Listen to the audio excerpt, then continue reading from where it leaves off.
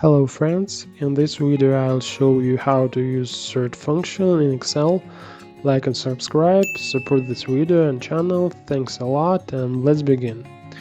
To bring up the search menu you need to go to the Home tab, select Find and Select, and then click on the Find button. Or the search menu can be accessed using the keyboard shortcut Ctrl+F. Next, we enter the parameter we want to find. For example, if we are looking for the word Canada, in table we select Find All, and Excel automatically displays all cell values containing the word Canada. We can also search for numerical values.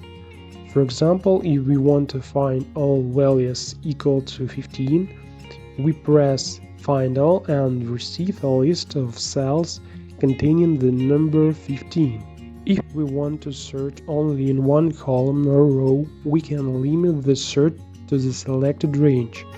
I'll search in the column. To do this, we click the column name with the left mouse button to select the entire column and then perform the search. As you can see, I got the values that were only in column G.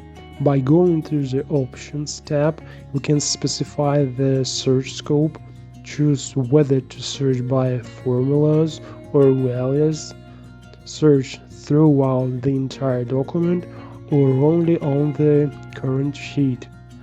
All these parameters allow us to narrow down the search.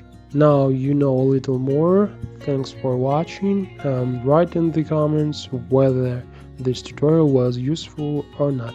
Goodbye.